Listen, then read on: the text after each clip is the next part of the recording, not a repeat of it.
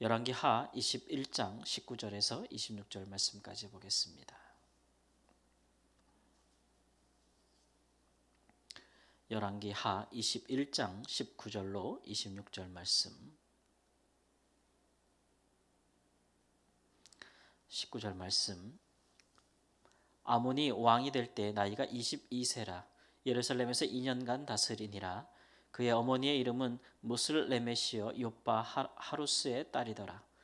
아몬이 그의 아버지 므낫세의 행함같이 여호와 보시기에 악을 행하되 그의 아버지가 행한 모든 길로 행하여 그의 아버지가 섬기던 우상을 섬겨 그것들에게 경배하고 그의 조상들의 하나님 여호와를 버리고 그 길로 행하지 아니하더니 그의 신복들이 그에게 반역하여 왕을 궁중에서 죽이매 그 국민이 아몬 왕을 반역한 사람들을 다 죽이고 그의 아들 요시야를 대신하게 하여 왕을 삼았더라. 아몬이 행한 바 남은 사적은 유다 왕 역대지략에 기록되지 아니하였느냐. 아몬이 우사의 동산 자기 묘실에 장사되고 그의 아들 요시야가 대신하여 왕이 되니라. 아멘. 유다 왕 므낫세의 아들 아몬이 왕이 되었지만 그는 2년밖에 통치하지 못하였습니다. 그가 그 2년 동안에 선하고 또 하나님의 율법을 준행하는 왕으로 인정받지 못했고 오히려 그 아버지 므낫세의 악한 행위를 본받아서 우상을 섬기는 일과 또 악을 행하는 일들을 거듭 반복해서 행하였다라는 것이 그에 대한 짧은 평가이고 그리고 그는 이제 신하들에 의해서 죽임을 당했고 그러나 왕을 죽인 그 신하들을 백성들이 죽였고 또 백성들이 그 아들 중에 요시아라고 하는 8살밖에 되지 않는 어린 왕자를 왕으로 삼았다라고 하는 것으로 일단락되고 있습니다. 유다 왕 중에서 이렇게 순탄하게 왕위에 오르지 못하고 신복에 의해서 죽임을 당한 그런 왕, 그 다음에 왕위 계승 이런 사례, 신복에 의해서 죽임을 당한 예는 딱 2가지밖에 없어요. 2번밖에. 그것은 이제 요아스라는 왕의 말년에 그가 그런 일을 당하였고, 그 다음에 이제 유다 왕 아몬이 신복들에 의해서 죽임을 당하는 것입니다. 그래서 유다 왕 중 역대 유다 왕 중에서 굉장히 불명예스러운 그런 결말을 맞이한 왕이라고 할 수가 있겠죠.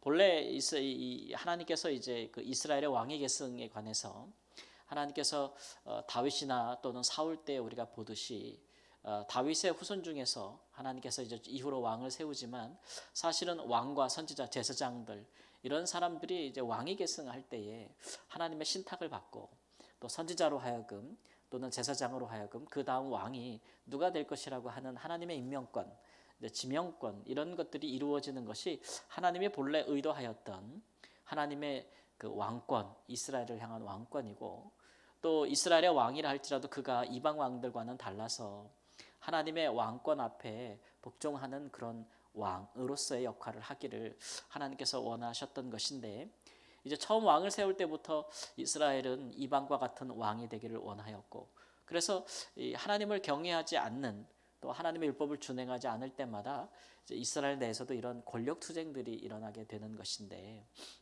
하나님이 기뻐하시는 모습은 아니죠. 그래서 이제 종래에 북이스라엘을 보면은 북이스라엘의 멸망의 원인 중에 하나가 잦은 권력 투쟁입니다. 북이스라엘에는 하나님께서 다윗에게 함 같은 언약이 없었잖아요. 그러니까 누구든지 자기가 원하는 자가 힘 있는 자가 권력을 빼앗고 또 그것을 얻고 사람을 죽이고 칼로 자기가 왕위를 얻는 그런 불행한 역사가 반복됨으로써 그 나라가 이제 멸망하게 되는 그런 결과를 가져오게 된 것인데 이제 유다에는 하나님의 언약이 있어서 그나마 다윗의 후손들이 계속해서 왕위에 오르게 되는 것인데 그런데 이제 유다의 그 마지막으로 갈수록 국운이 기울수록 보면은 그 유다의 왕권을 놓고 이제 권력 다툼이 심화되는 것을 볼 수가 있어요. 신복들이 왕을 죽이기도 하고 오늘 말씀해 보니까 여기에 이제 그 국민이 가세한다라고 하는 건데 정확히 이제 원어적으로 옮기면 그 땅의 백성들이라고 해서 백성들 중에서 어떤 특별한 세력을 이룬 어떤 집단이라고 할 수도 있겠습니다. 그런 사람들이 이제 종종 이제 유다의 나라의 통치 말기에 이제 등장하기 시작하는데요. 이 백성들은 항상 이제 의롭다고는 할 수 없어요. 왜냐하면 그 당시에 왕이 누구냐에 따라서 왕의 꾀임을 쫓아서 아주 심각하게 타락하기도 하고 또 어떨 때는 이렇게 권력 투쟁에 앞장서서 왕위를 전복시키기도 하고 새로운 왕을 옹립하기도 하는 그런 적극적인 역할을 하고 있는데, 이 사람들이 어떤 특정한 아주 하나님 앞에 하나님을 경외하는 특정한 백성들 중에 어떤 집단이라고 말할 수는 없는 것 같고, 시대와 상황에 따라서 악해지기도 하고 또 선해지기도 하고 이런 여러 역할들을 하는 것을 볼 수가 있습니다. 어쨌든 이런 것들은 이제 유다가 본격적인 권력 투쟁에 들어갔음을 암시하는 것이고, 또 이런 것들이 누구를 왕을 옹립할 것인가에 대한 세력 다툼이라는 것은 이제 유다가 그의 정권의 유다라는 나라의 그 마지막을 향해 달려가고 있다라는 어떤 종말을 암시하는 한 가지 또 우리가 징조로 여길 수도 있을 것 같습니다. 중요한 것은 이제 유다에게 있어서 중요한 것은 역시나 이제 하나님의 왕권이죠. 왕이 그 권력을 잡든 아니면 신하들이 권력을 잡든 아니면 백성들이 권력을 잡든지 간에 이제 중요한 것은 우리가 그런 것들은 다 표면적인 것들로 볼 수 있는 것이고, 사실 누가 권력 투쟁에 앞장을 서든지 간에 유다가 망할 때까지 계속해서 이어지고 있는 한 가지는 무엇이냐면은 다윗의 후손 중에서 끊임없이 왕이 된다는 거예요. 하나님의 통치는 배후에서 이렇게 역사하고 있다는 것이죠. 사실 사람에게 맡겨진 이런 권력 투쟁은 누가 왕이 돼도 상관없는 것이고, 힘 있는 사람이 권력을 가진 자가 왕위를 차지하게 되는 것인데, 특별히 이 아몬 전에 그 아버지 므낫세가 엄청나게 무죄한 자의 피를 많이 흘렸다고 하잖아요. 예루살렘 이 끝에서 저 끝까지 죄 없는 사람을 많이 죽여서 피가 넘쳐 흘렀다. 그러니 얼마나 많은 그 원한이 쌓였겠고 얼마나 많은 복수심이 불탔겠어요. 그러니까 그 아들이 어찌됐든 왕위를 유지할 수 없었던 것이 그런 원한에 의한 살인이 아니었을까라고 생각이 되는 것입니다. 그런데 그런 모든 일에 배후에서 사람들은 각기 자기 이익을 따라 행하지만, 그 모든 일의 배후에서 하나님은 다윗에게 자기가 하신 약속을 신실하게 지켜가고 있다는 겁니다. 그래서 여전히 하나님은 어떤 세력을 통해서든지 결국은 다윗의 후손이 등불과도 같이 그 왕위를 이어갈 수 있도록 하신다라는 것을 이제 보여주고 있는 것이죠. 그것이 마치 이제 꺼져가는 등불과 같지만 하나님이 그것을 꺼뜨리지 아니하신다라는 것들을 보여주고 계셔서, 하나님은 사람이 선할 때에도 사용하시기도 하지만 사람들이 악할 때에도 하나님의 뜻을 알지 못하는 시대가 되어도 하나님은 여전히 그의 통치권을 행사하고 계신다라는 것들을 오늘 말씀에서 이제 보여주고 있는 것입니다. 이런 것들이 우리에게 이제 우리가 살고 있는 시대가 어떤 시대든지 하나님의 통치권을 바라볼 수 있는, 하나님이 행사하시는 다스림을 바라볼 수 있는 안목을 좀 키워주게 되는 것이죠. 하나님께 순종하고 하나님을 경외하는 지도자들 또는 사회 지도자들, 왕 또는 통치자들 혹은 백성들, 그런 사람들이 있을 때는 눈에 보이게 하나님이 그들을 통해 어떻게 역사하는지가 분명히 드러나지만, 그렇지 않은 시대조차라도, 모두가 하나님을 떠난 시대조차라도 하나님은 통치하신다라는 것들을 하나님의 백성들이 바로 바라볼 줄 아는 그런 영적인 눈들이 필요하다라고, 역사를 주관하시는 분은 하나님이시다라는 것을 바라볼 수 있어야 한다는 것을 우리에게 말씀해 주고 있는 것입니다.